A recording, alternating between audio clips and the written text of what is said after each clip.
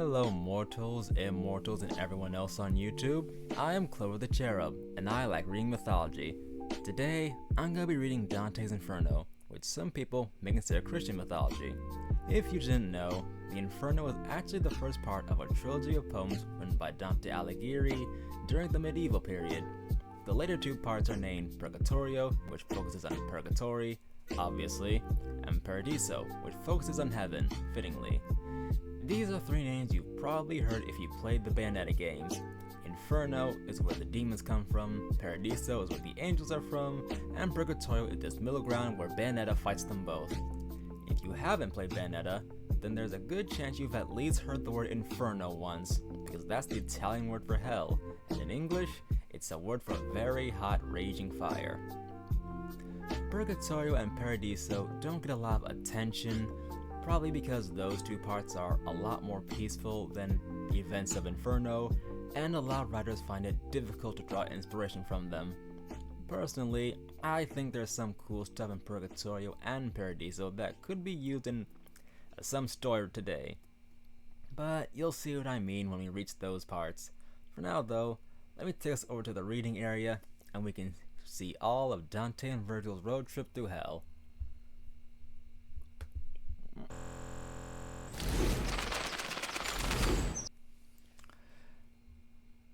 Oft have I seen at some cathedral door a laborer pausing in the dust and heat, laying down his burden with reverent feet, enter and cross himself, and on the floor kneel to repeat this paternoster o'er. Far off the noises of the world retreat, the loud vociferations of the street become an undistinguishable roar.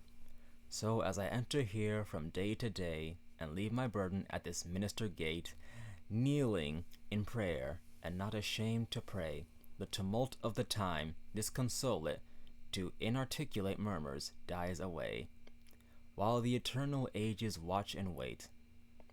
How strange the sculptures that adorn these towers, this crowd of statues, in whose folded sleeves birds build their nests, while canopied with leaves, parvis and portal bloom like treeless bowers, and the vast minster seems a cross of flowers.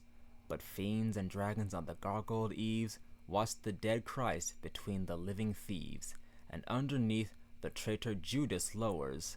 Ah, from the agonies of heart and brain, what exultations trampling on despair, what tenderness, what tears, what hates of wrong, what passionate outcry of a soul in pain. Uprose this poem of the earth and air, this medieval miracle of song. Canto 1. Midway upon the journey of our life, I found myself within a forest dark. For me, the straightforward pathway had been lost. Ah me, how hard a thing is it to say what was this forest savage, rough and stern, which in the very thought renews the fear. So bitter is it, death is little more, but of the good to treat, which there I found, speak will I of the other things I saw there. I cannot well repeat how there I entered, so full was I of slumber at the moment, in which I had abandoned the true way. But after I had reached a mountain's foot, at that point where the valley terminated, which had been consternation pierced my heart. Upward I looked, and I beheld its shoulders, vested already with that planet's rays, which leadeth others right by every road. Then was the fear a little quieted, that in my heart's lake had endured throughout the night which I had passed so piteously.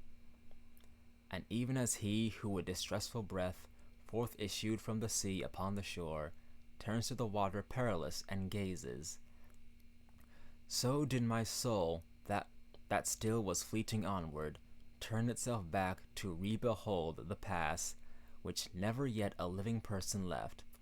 After my weary body I had rested, the way resumed I on the desert slope, so that the firm foot ever was the lower.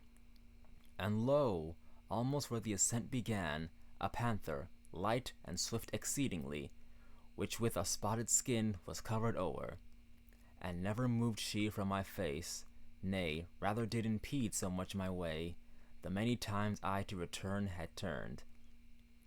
The time was the beginning of the morning, and up the sun was mounting with those stars that with him were, what time the love divine at first in motion set those beauteous things. So were to me occasion of good hope the variegated skin of that wild beast, the hour of time and the delicious season, but not so much that did not give me fear, a lion's aspect which appeared to me.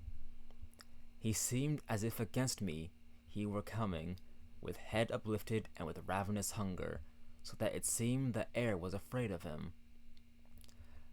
And a she-wolf, that with all hungerings seemed to be laden in her meagerness, and many folk had cause to live forlorn. She brought upon me so much heaviness, with the affright that from her aspect came, that I the hope relinquished of the height. And so, and as he is who willingly acquires, and the time comes that causes him to lose, who weeps in all his thoughts and is despondent, e'en such made me that beast without in peace, which, coming on against me by degrees, thrust me back thither where the sun is silent.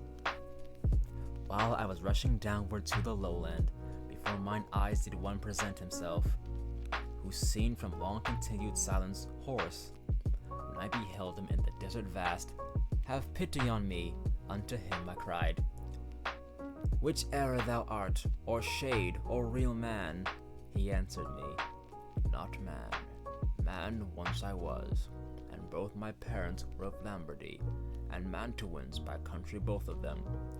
Sub Julio was I born, though it was late, and lived at Rome under the good Augustus, during the time of false and lying gods. A poet was I, and I sang that just song of that and I sang that just son of Anchises, who came forth from Troy. After that, Ilion the superb was burned. But thou, why goest thou back to such annoyance? Why climbest thou not the Mount Delectable, which is the source and cause of every joy? Now art thou that Virgilius, and that fountain which spread abroad so wide a river of speech? I made response to him with bashful forehead. Oh, of the other poets, honor and light, avail me the long study and great love that have impelled me to explore thy volume. Thou art my master, and my author thou.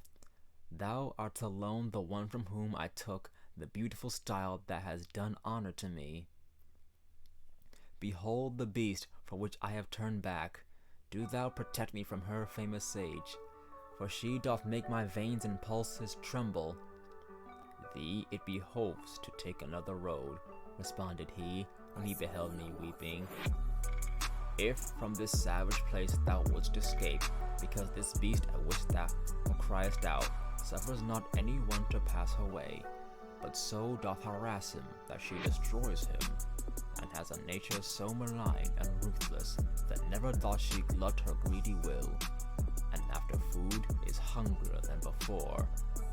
Many the animals with whom she weds, and more they shall be still until the greyhound comes, who shall make her perish in her pain.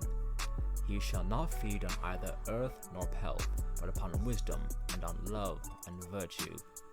Twixt Feltro and Feltro shall his nation be.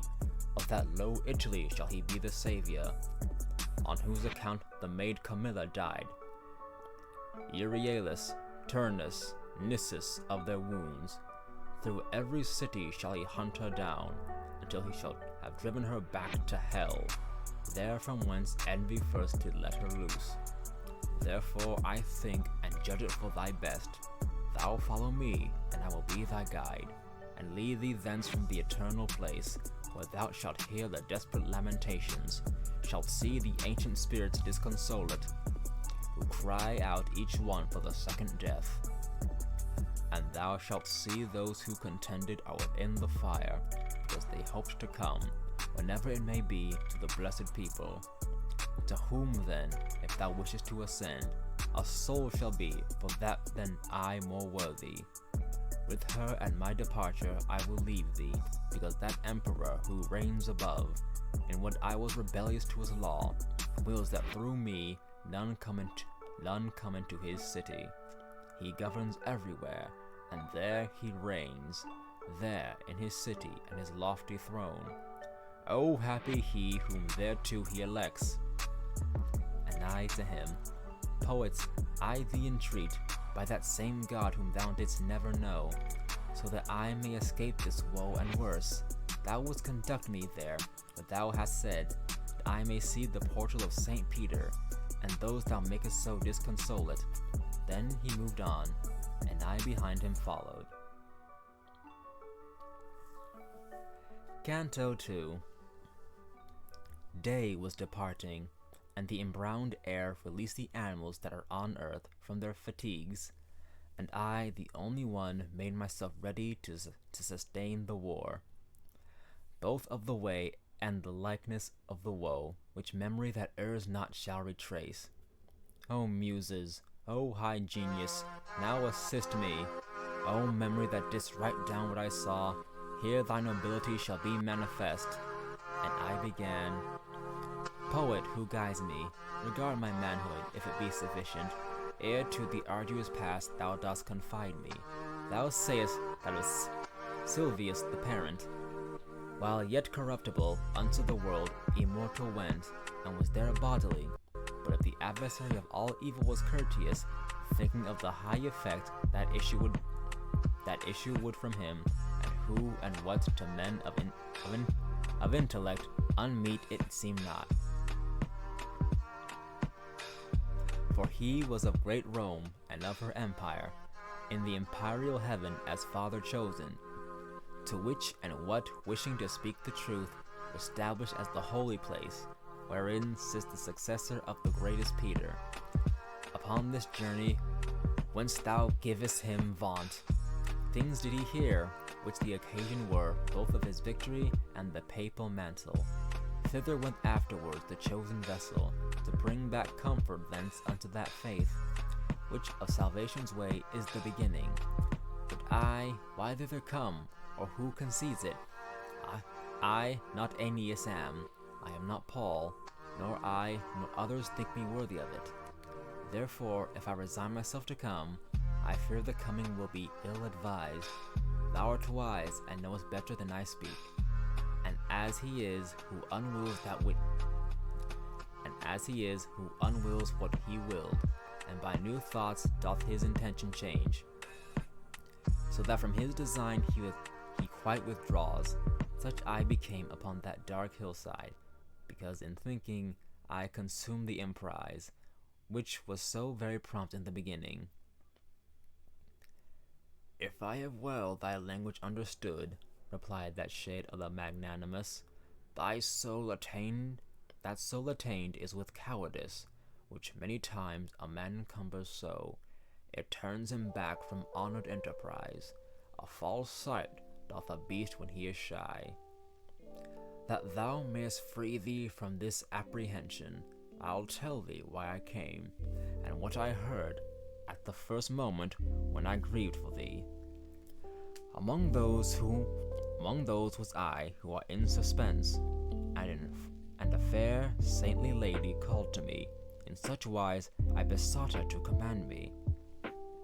Her eyes were shining brighter than the star, and she began to say, gentle and low, with voice angelical in her own language, O spirit courteous Amantua, of whom the fame still in the world endures, and shall endure long-lasting as the world, a friend of mine, and not the friend of fortune, upon the desert slope is so impeded, upon his way that he has turned through terror, and may, I fear, already be so lost, that I too late have risen to his succor.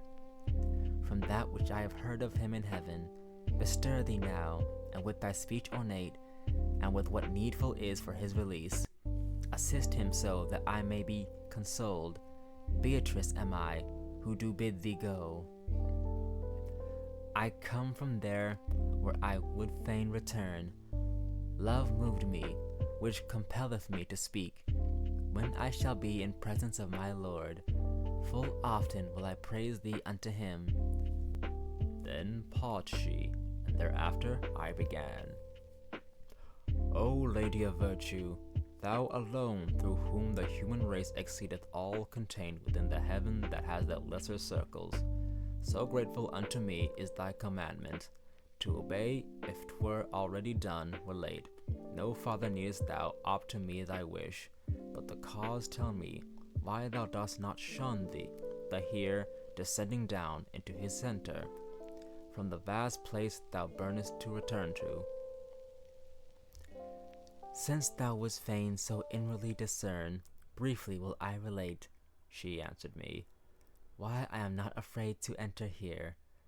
Of those things only should one be afraid which have the power of doing others harm. Of the rest, no, because they are not fearful.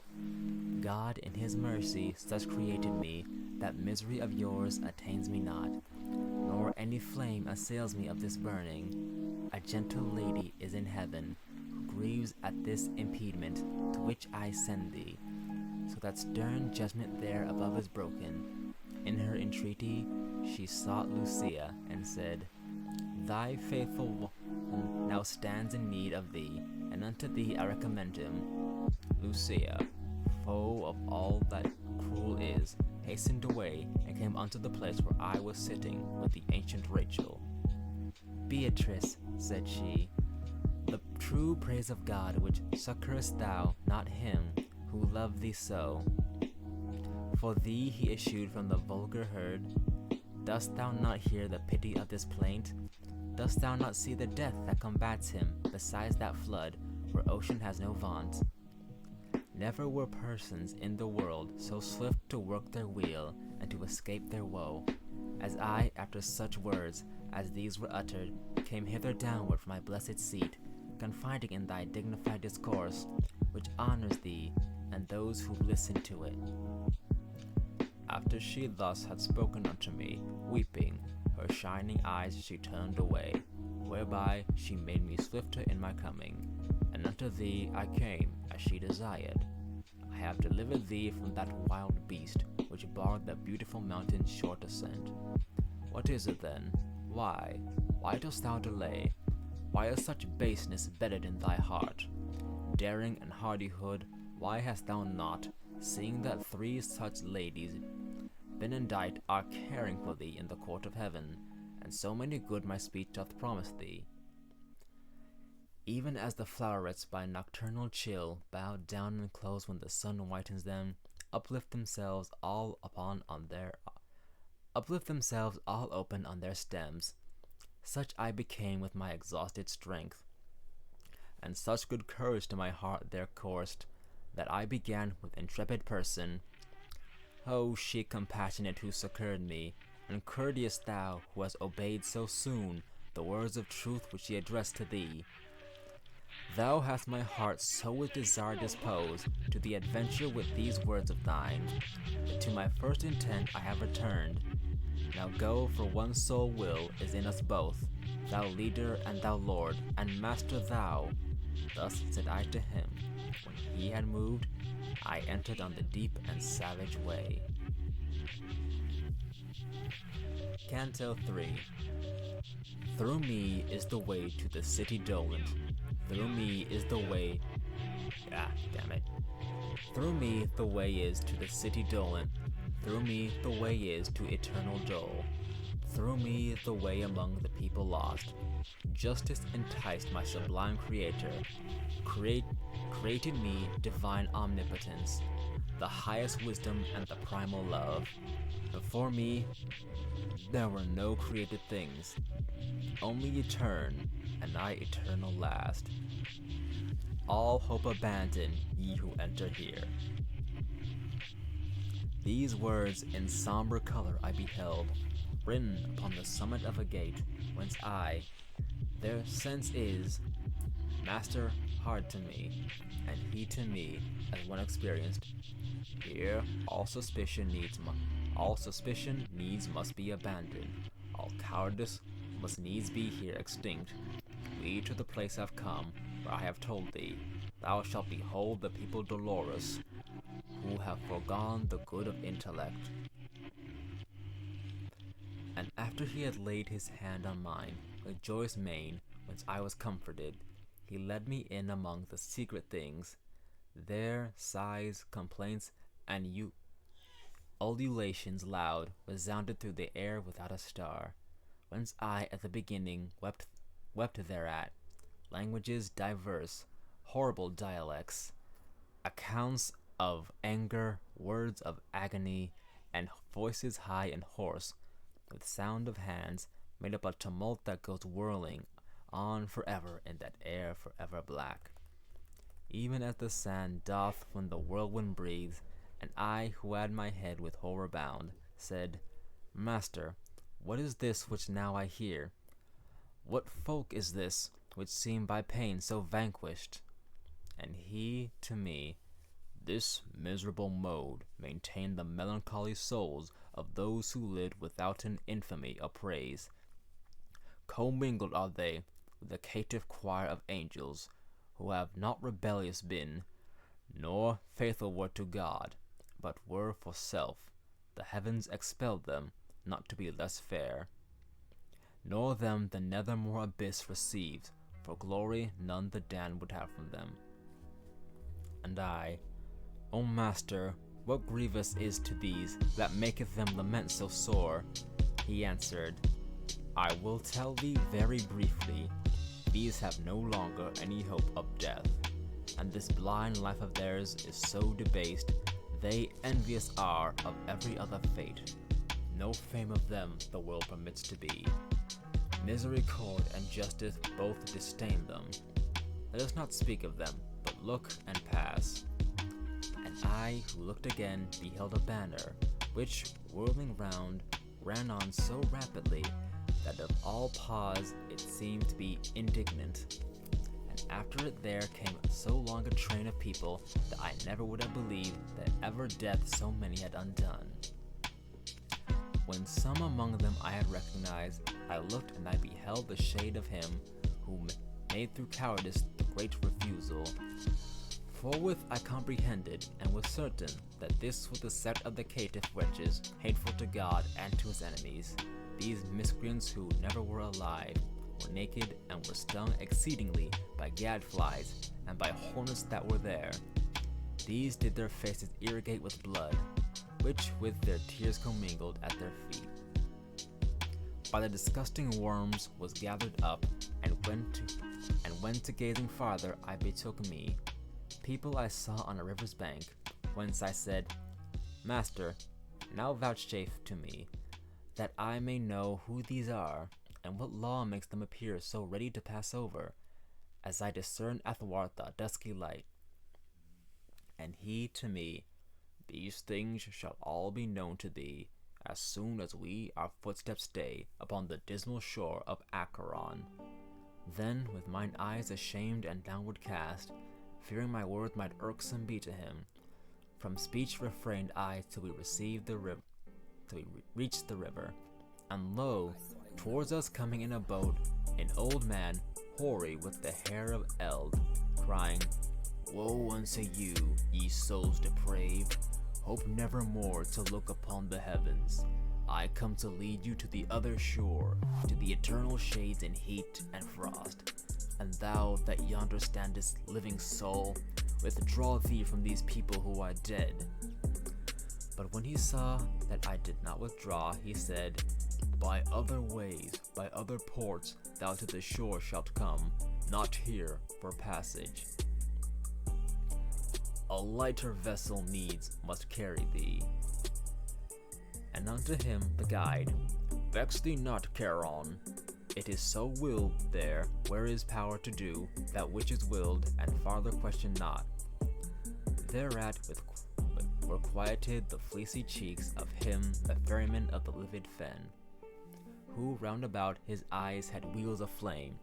But all those souls who were weary, were naked, their color changed, and gnashed their teeth together. As soon as they had heard those cruel words, God they blasphemed, and their progenitors, the human race, the place, the time, the seed of their engendering and of their birth. Thereafter, altogether, they drew back, bitterly weeping, to the accursed shore, which waiteth every man who fears not God. Charon the demon, with the eyes of Gled, beckoning to them, collects them all together, beats with his oar whoever lags behind, as in the autumn time their leaves fall off. First one, and then another, till the branch unto the earth surrenders all its spoils. In similar wise, the evil seed of Adam throw themselves from that margin one by one, at signals as a bird unto its lure. So they depart across the dusky way, and ere upon the other side they land. Again on this side a new troop assembles. My son, the courteous master said to me, all those who perish in the wrath of God hear me together out of every land, and ready are they to pass over the river, because celestial justice spurs them on, so that their fear is turned into desire. This way there never passes a good soul. And hence, if Charon doth complain of thee, well mayst thou know now what his speech imports. This being finished, all the dust champagne trembled so violently that of that terror the recollection bathes me still with sweat. The land of tears gave forth a blast of wind, and fulminated a vermilion light, which overmastered in me every sense, and as a man whom sleep has seized, I fell. Canto 4. Broke the deep lethargy within my head a heavy thunder, so that I upstarted, like to a person who by force is wakened, and round about I moved my rested eyes. Uprisen, erect, and steadfastly I gazed, to recognize the place wherein I was. True is it that upon the verge I found me of the abysmal valley Dolorous, that gathers thunders of infinite ululations. Obscure, profound it was, and nebulous, so that by fixing on its depths my sight, nothing whatever I discerned therein. Let us descend now into the blind world, began the poet, pallid utterly. I will be first, and thou shalt second be.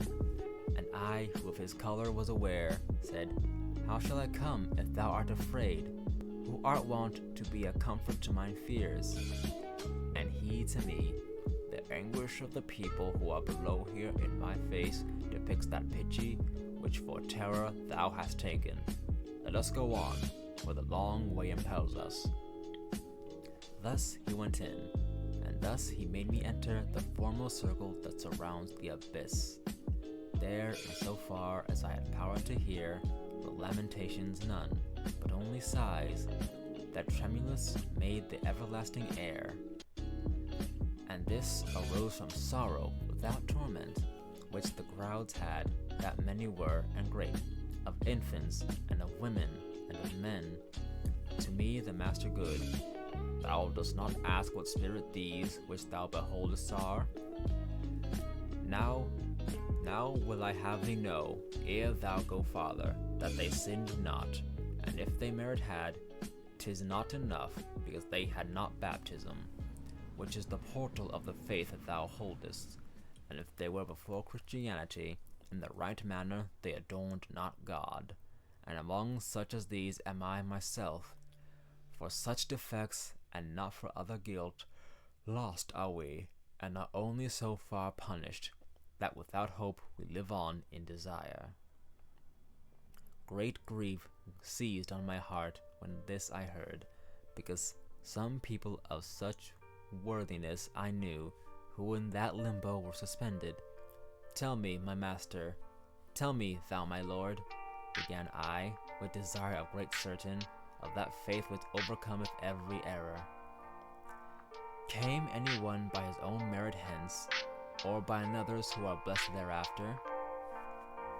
And he who understood my covert speech replied, I was a novice in this state, when I saw hither come a mighty one, with sign of victory incoronate.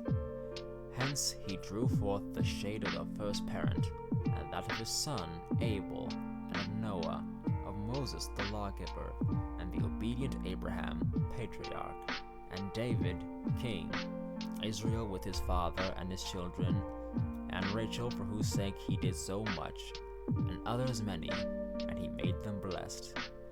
And thou must know that earlier than these never were any human spirits saved. We ceased not to advance because he spake, but still were passing onward through the forest. The forests say I of thick crowded ghosts.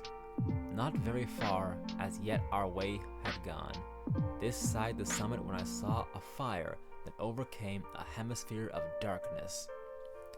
We were a little distant from it still, but not so far that I in part discern not that honorable people held that place.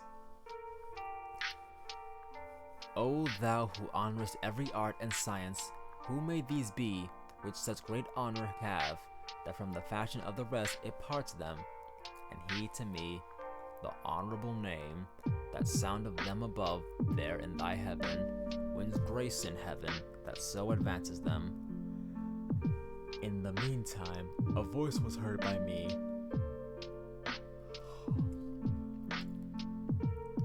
All honor be to the preeminent poet.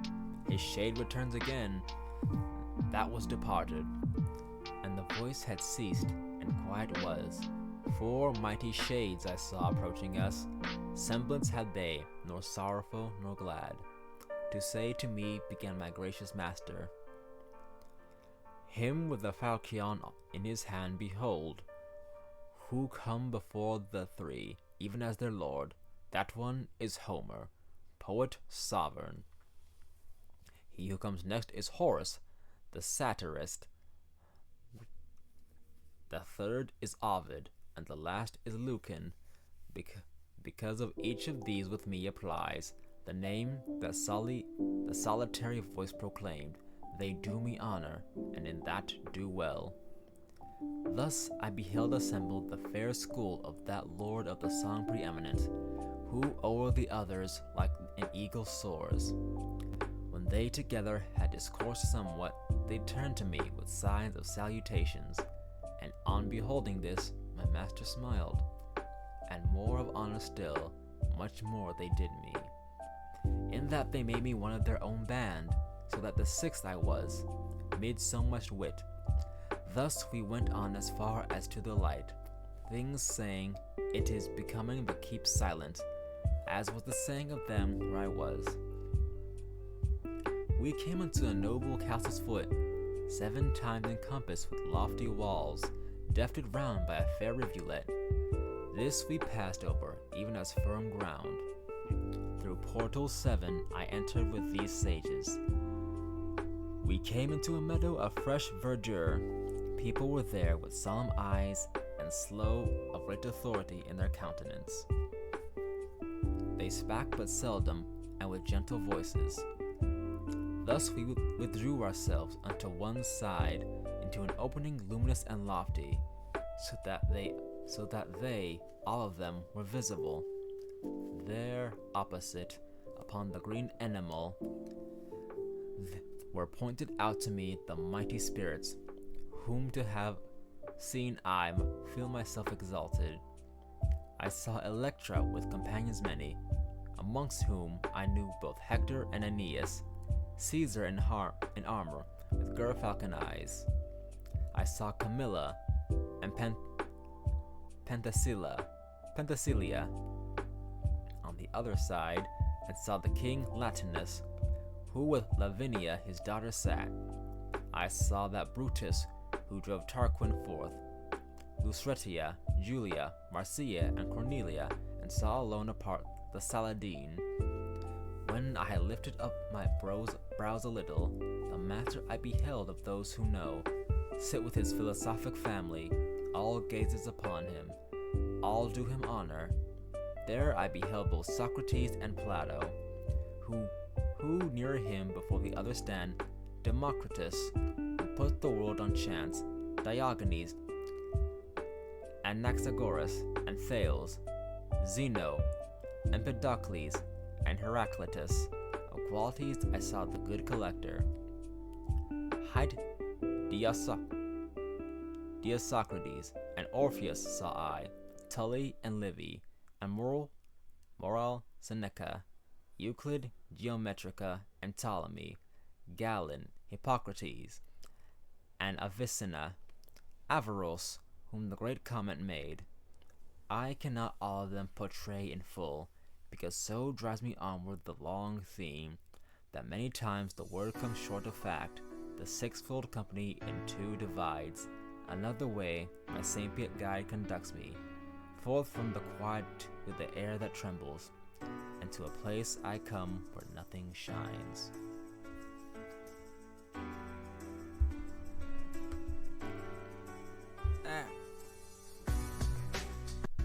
I think that's gonna do it for today.